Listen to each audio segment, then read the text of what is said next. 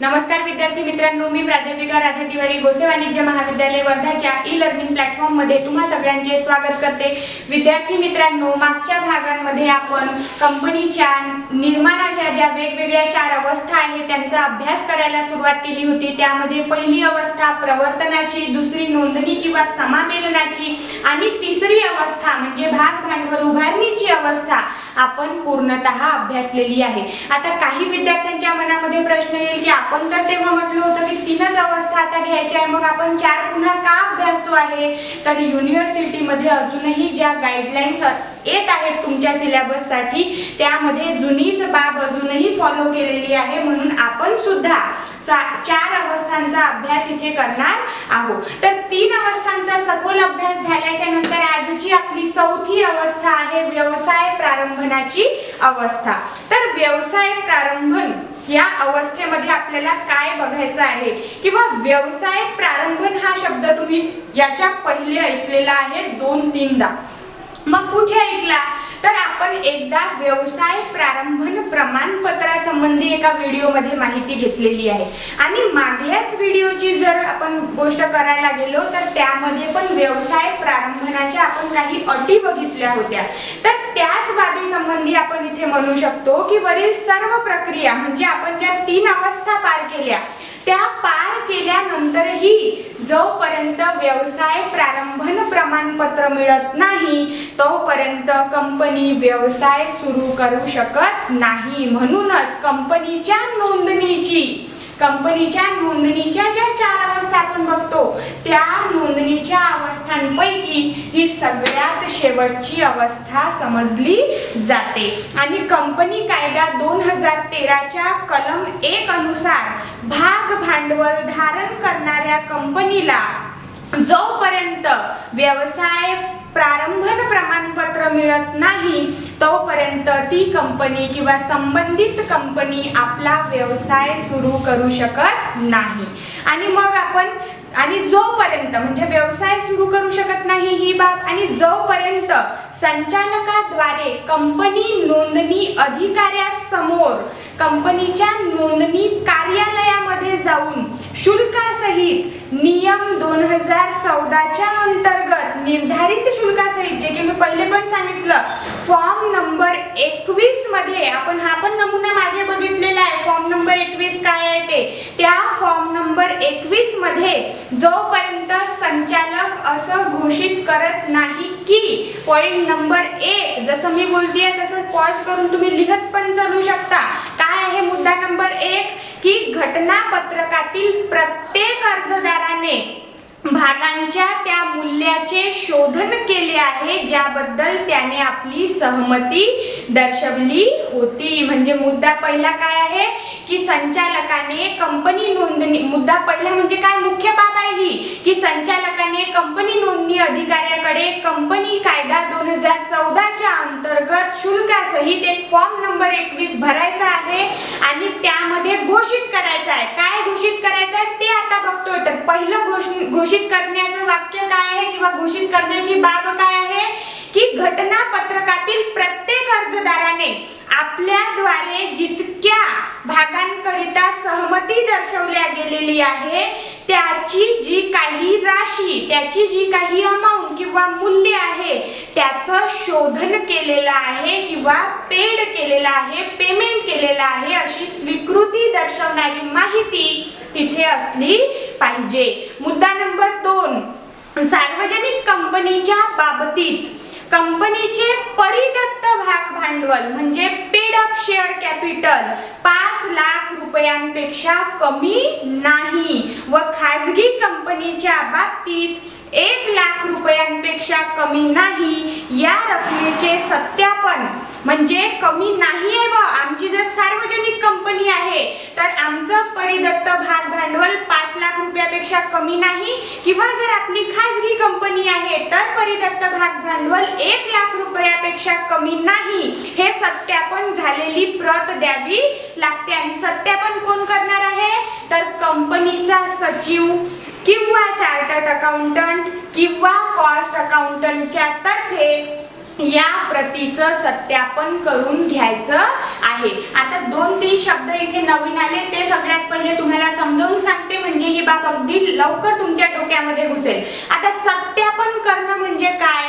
जसं तुम्ही आता 12वी पास करून आलेले आहात, तर ज्या महाविद्यालयामध्ये तुम्ही 12वीला होते त्या विद्यालयामध्ये तुम्ही जेव्हा 12वीला शिकले, संपूर्ण वर्ष तिथे शिक्षण घेतलं आणि आता पास आउट होऊन जेव्हा तुम्ही दुसऱ्या कॉलेजमध्ये एनरोल होण्यासाठी जात होता, तेव्हा त्यांनी तुम्हाला एक TC म्हणजे ट्रान्सफर सर्टिफिकेट जे दिलेलं आहे, त्यावर तुमचं नाव लिहिलेलं आहे, सगळी माहिती, जन्मतारीख, फलाना, सगळं लिहिलेलं आहे. त्या शाळेमध्ये तुम्ही केव्हापासून कुठपर्यंत शिकला, तुमचे बिहेवियर कसं होतं, हे सगळं लिहिलं.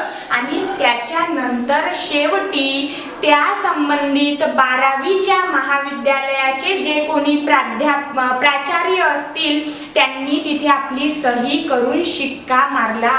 म्हणजे तुमच्या माहितीचं सत्यापन त्यांनी केलं की हो खरंच हा मुलगा किंवा मुलगी आमच्या महाविद्यालयामध्ये होता.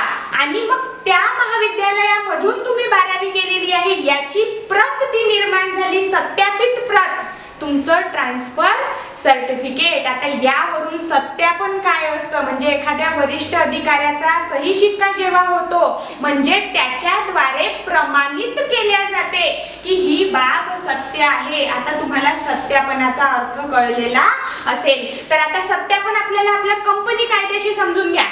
सत्यापनाचा अर्थ समजून सांगण्यासाठी तुम्हाला इतकं सांगितलं, आता पटकन बाप लवकर कळेल. काय सत्यापित करून घ्यायचं आहे की आमच्या कंपनीचं जर सार्वजनिक कंपनी आहे तर परिदत्त भाग भांडवल 5 लाख रुपयापेक्षा कमी नाही, आणि जर खासगी कंपनी आहे तर परिदत्त भाग भांडवल 1 लाख रुपयापेक्षा कमी नाही.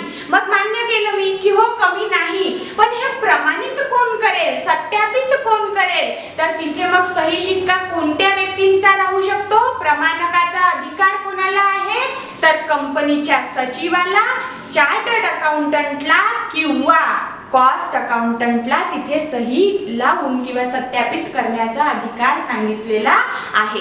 तिसरी बाब बघूया की कंपनीद्वारे, आता जसं हे पहिली बाब होती ना की संचालकाद्वारे कंपनी नोंदणी अधिकाऱ्यासमोर या सगळ्या बाबी घोषित केल्या जातील, तसंच आता ती पहिली बाब संचालकाची, आणि त्याच्यामध्ये हे 2 सब पॉइंट आले. आज मी लिहिलेलं नाहीये, तुम्ही ओरली समजण्याचा प्रयत्न करा, कारण इतकी सारी थेरॉटिकल माहिती मी बोर्डवर लिहू नाही शकत, म्हणून मी इथे ओरली सांगत आहे. पहिला जो बाब होता की संचालक घोषित करतोय नोंदणी अधिकाऱ्यासमोर, त्याच्यात 2 मुद्दे आले. पहिला मुद्दा काय की अर्जदारांनी सहमती दर्शवलेली प्रत, आणि दुसरं काय की परिदत्त भाग भांडवलाकरिता सत्यापन पत्र, हे त्या मुद्द्यामध्ये. आता ब मुद्दा अभ्यासतोय आपण. कंपनीद्वारे आपल्या नोंदणीकृत कार्यालयाचे सत्यापन कलम 12 उपकलम 2 च्या अनुसार निबंधकाकडे जमा करून व्यापार प्रारंभन प्रमाणपत्र प्राप्त केले आहे. म्हणजे आता ब याच्यामध्ये व्यवसाय प्रारंभनाच्या स्टेप बघतोय आपण, हो की नाही? आणि व्यवसाय प्रारंभनाच्या स्टेप मध्ये काय घोषित करायचं आहे आणि त्याच्यानंतर काय होतं हे तुम्हाला मी सांगत आहे. तर ब स्टेप काय आहे? मग ज्या पहिल्या 3 प्रक्रिया आपण केल्याच्या नंतरची की कंपनीद्वारे नोंदणीकृत कार्यालयाचे सत्यापन कलम 12 उपकलम 2 च्या अनुसार निबंधकाकडे जमा करून व्यापार प्रारंभनाचं प्रमाणपत्र प्राप्त केल्या जाईल. आणि वरील प्रमाणे, म्हणजे जे आता मी जितकं सांगितलं त्याप्रमाणे सर्व विवरण फॉर्म नंबर 21 मध्ये, म्हणजे आपण हा फॉर्म बघितला होता ना INC 21, हा जो फॉर्म आहे या फॉर्म मध्ये नोंदणी अधिकाऱ्याच्या कार्यालयामध्ये पोहोचल्यानंतर तो आलेल्या अर्जाची रीतसर तपासणी करतो. कोण करतो रे बाबा? मग आता इथे पटकन, जरी तुम्ही माझ्या समोर नाही आणि मी हा प्रश्न विचारला तरी तुमच्या तोंडून एक उत्तर चटकन निघालं पाहिजे की कोण करेल सत्यापन? तर कंपनीचा नोंदणी अधिकारी करेल. आणि आपण फॉर्म नंबर INC 21 च्या अनुषंगाने किंवा आधारे त्यासोबत खूप सारी माहिती पाठवलेली आहे. तर त्या सगळ्या माहितीची तो काय करेल? अर्जासोबत माहिती पाठवलेली आहे, तर त्या अर्जासोबत आलेल्या माहितीची रीतसर तपासणी करेल व वरील अटींची पूर्तता झाल्यावर, म्हणजे ज्या काही बाबी आपण लिहिलेल्या आहेत त्या बरोबर आहे का याची पूर्तता झाल्यावर कंपनीची खात्री करून घेतो आणि त्या कंपनीच्या नावाने व्यवसाय प्रारंभन प्रमाणपत्र म्हणजे certificate of commencement of business निर्गमित करतो. म्हणजे सगळ्या बाबी सत्य आहे, काहीच यामध्ये वावगं नाही हे माहीत झाल्यावर मग काय होईल, कंपनीचं नाव निर्धारण म्हणजे जे काही नाव आहे त्याला काय दिलं जाईल, प्रमाणपत्र दिलं जाईल. आता हे नावाचं प्रमाणपत्र नाही, कशाचं प्रमाणपत्र, व्यवसाय सुरू करण्याचं प्रमाणपत्र निर्गमित केल्या जाईल म्हणजे पाठवल्या जाईल की तुम्ही आता व्यवसाय सुरू करण्याकरिता पात्र आहात किंवा एलिजिबल आहात. त्याच्यानंतर आहे आणि जेव्हा व्यवसाय प्रारंभनाचं प्रमाणपत्र मिळालं त्या तारखेपासूनच कंपनीला आपला व्यवसाय प्रारंभ करता येतो. ही बाब आपण त्या दिवशी पण अभ्यासलेली आहे. जेव्हा नमुना अभ्यासला होता तेव्हा हे बघितलं होतं की व्यवसाय प्रारंभनाचं प्रमाणपत्र जेव्हा मिळतं त्याच दिवशीपासून व्यवसाय सुरू करता येतो. मग इथपर्यंत आपलं सगळं माहिती घेऊन झालेली आहे. याच्या नंतर आपण अभ्यासूया की व्यवसाय प्रारंभन प्रमाणपत्र प्राप्त करण्याची प्रक्रिया काय आहे, कोणती प्रक्रिया किंवा पायऱ्या पूर्ण कराव्या लागतात किंवा काय काय कोणकोणत्या कागदांची प्रत तिथे द्यावी लागते याची मी सखोल माहिती तुम्हाला देते. इथे सुद्धा 8 ते 10 मुद्दे आहेत म्हणून मी तुम्हाला वाचून सांगते. तुम्हाला नोट्स बनवण्याकरिता थांबायचा व्हिडिओ, ऐकायचं, लिहायचं, समजण्याचा प्रयत्न करायचा, कारण इतकी भरमसाठ माहिती बोर्डवर लिहिणं शक्य नाही. म्हणून आता आपण बघूया व्यवसाय प्रारंभन प्रमाणपत्र प्राप्त करण्याची प्रक्रिया. कंपनी कायदा 2013च्या कलम 21 नुसार भाग भांडवल धारण करणाऱ्या कंपनीला व्यवसाय प्रारंभन प्रमाणपत्र प्राप्त करण्यासाठी ई फॉर्म INC 21 मध्ये घोषणापत्रांसहित कंपनी निबंधकाकडे खालील दस्तावेज पाठवावे लागतात किंवा सादर करावे लागतात. मग ते दस्तावेज कोणते हेच आपल्याला अभ्यासायचं आहे किंवा आपली प्रक्रियेमध्ये येणारे दस्तावेज कागदपत्र कोणकोणते, तर त्यामधला पहिला कागद आहे कंपनीचे सदस्य व त्यांची धारण केलेल्या भागांची सूची, म्हणजे सदस्यांची माहिती व त्या सदस्यांद्वारे किती भाग धारण केलेले आहेत, ॲक्वायर केलेले आहे याची माहिती आपल्याला तिथे द्यावी लागेल. दुसरी प्रत कशाची असणार आहे किंवा महत्त्वाचं दस्तऐवज कोणतं असणार आहे, तर सार्वजनिक कंपनीच्या बाबतीत 5 लाख रुपयांपर्यंत व खाजगी कंपनीच्या बाबतीत 1 लाख रुपयापर्यंत, खाजगी कंपनीच्या बाबतीत 1 लाख रुपयापर्यंतच्या ज्या काही आपण आता नोंदी बघितल्या की म्हणजे ही जर कंपनी सार्वजनिक आहे तर 5 लाख रुपयापर्यंत त्याचं परिदत्त भाग भांडवल असावं, आणि खाजगी कंपनी आणि एक व्यक्ती कंपनी सुद्धा आता इथे सांगितलेली आहे की एक व्यक्ती कंपनी पण असेल तरी त्याचं परिदत्त भाग भांडवल किती, 1 लाख रुपयांपेक्षा कमी असू नये, म्हणजे कमी नाही असं सांगितलेलं जिथे आहे. आता कमी असू नये नाही, कमी नाही आपण शब्द तिथे वापरला आहे. तीच लाईन तुम्ही लक्षात ठेवा म्हणजे कन्फ्यूज होणार नाही की सार्वजनिक जर कंपनी आहे तर त्याचं परिदत्त भाग भांडवल 5 लाख रुपयांपेक्षा कमी नाही व खाजगी कंपनी, व आता इकडे मुद्द्यामध्ये पुन्हा ऍड केलं की एक व्यक्ती कंपनी पण आहे तर त्यांचं 1 लाख रुपयांपेक्षा कमी नाही. जर अशी अट आहे तर त्याची सत्यापनाची प्रत आपल्याला हवी, आणि सत्यापन कोण करेल, कंपनी सचिव, चार्टर्ड अकाउंटंट किंवा कॉस्ट अकाउंटंट. तिसरा मुद्दा असणार आहे याच ह्याच्यामध्ये की व्यवस्थापकीय संचालक, व्यवस्थापक, सचिव, मुख्य कार्यकारी अधिकारी म्हणजे CEO चीफ एक्झिक्युटिव्ह ऑफिसर, मुख्य वित्त अधिकारी म्हणजे चीफ फायनान्स ऑफिसर, अंकेक्षक म्हणजे ऑडिटर यांची सूची द्यावी लागेल की कोण तुमच्या कंपनीमध्ये संचालक आहे, कोण प्रबंधकीय किंवा व्यवस्थापकीय संचालक आहे, कोण सचिव आहे, कोण CEO आहे, कोण CFO आहे, या सगळ्यांची सूची द्यावी लागेल, नावांची माहिती द्यावी लागेल. त्यानंतरचा मुद्दा आहे अंकेक्षकाचे अनुमती पत्र सुद्धा दाखवावे लागेल आपल्याला, आणि त्याच्यानंतर व्यवस्थापकीय संचालक, दलाल यांच्याशी केलेल्या ठरावाची प्रत व नोंदणी पूर्व प्रवर्तकाद्वारे पारित केलेल्या ठरावाची प्रत सुद्धा द्यावी लागेल. एकंदरीत जर लक्षपूर्वक ऐकत असाल तर इथे तुम्हाला सगळ्या कागदपत्रांची माहिती सांगितलेली आहे की जेव्हा तुम्ही हे कागदपत्र तिथे द्याल form number E form INC 21 सोबत, तेव्हाच तुम्हाला व्यवसाय प्रारंभन प्रमाणपत्र मिळेल. कारण आपण जी अभ्यासतोय ती आहे व्यवसाय प्रारंभन प्रमाणपत्र प्राप्त करण्याच्या प्रक्रिया. आणि त्याच्यानंतरचा मुद्दा आहे कंपनीच्या घटनापत्रकाची व नियमावलीची प्रत, प्रमाणित प्रत ती सुद्धा.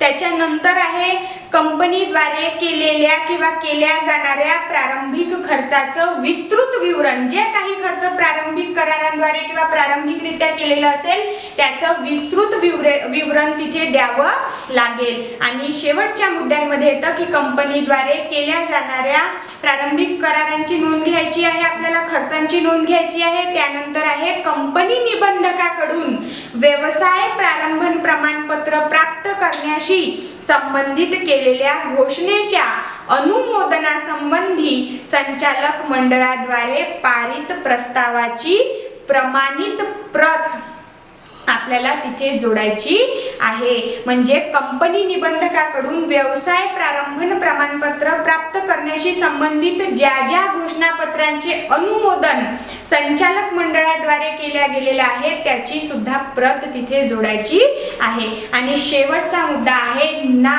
हरकत प्रमाणपत्र NOC. ठीक आहे, हे जोडायचं आहे. जसं व्यावसायिक संस्था असेल, बँका असेल किंवा एखादे विनिमयन प्राधिकरण असेल जसं रिझर्व्ह बँक, सेबी इत्यादींच्या संबंधित जर आपली जी निर्माण होणारी कंपनी आहे ती जर या क्षेत्राशी संबंधित असेल तर त्यांच्याद्वारे आपण जे व्यवसाय सुरू करतोय त्या संबंधी त्यांना काहीही हरकत नाही असा ना हरकत प्रमाणपत्राचा दाखला सुद्धा जोडावा लागतो.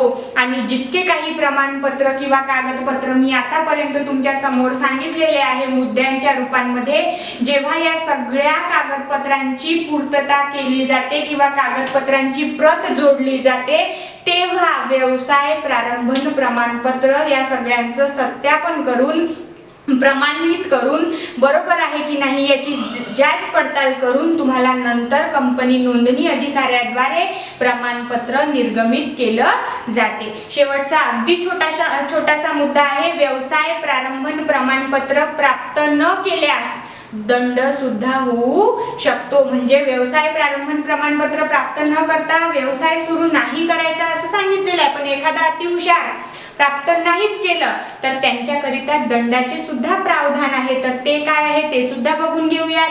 कंपनी कायदा 2013च्या कलम 11 उपकलम 1 मध्ये उल्लेखित केल्या अनुसार तरतुदींचे पालन न करणाऱ्या अतिहुशार कंपनींसाठी, आता तिथे अतिहुशार सांगितलेलं नाही पण ते अतिहुशारच असणार आहे ना जे करणार नाही ते, तर तशा कंपनींना दोषी मानले जाईल व त्यासाठी दंडाची महत्तम सीमा 5,000 रुपये असेल. तसेच संबंधित प्रत्येक दोषी अधिकाऱ्यालाही आर्थिक दंड द्यावा लागेल व जोपर्यंत दोष निवारण होत नाही तोपर्यंत प्रतिदिन 1,000 रुपयांपर्यंत द्यावा लागेल. बघा सांगितलेलं आहे चांगल्याने ऐका. दंड कसा आहे, पहिला की त्या कंपनीमध्ये जे दोषी मानले, कंपनीकरिता दंडाची महत्तम सीमा 5,000 आहे. संबंधित दोषी असणाऱ्या व्यक्तींना सुद्धा दंड भरावा लागणार आहे आणि जोपर्यंत दोष निवारण होणार नाही तोपर्यंत प्रतिदिन म्हणजे रोज 1,000 रुपयाचा दंड द्यावा लागेल. खूप भारी काम आहे, म्हणून अशा कंपन्यांनी असं करायला नको आणि करत सुद्धा नसेल असं आपण मानून चालतो. आणि इथे आपली चौथी अवस्था व्यवसाय प्रारंभनाची अवस्था सुद्धा संपलेली आहे. याच्या समोरच्या व्हिडिओमध्ये याच्या समोरचा भाग जो काही असेल तो आपण अभ्यासूया. तोपर्यंत धन्यवाद.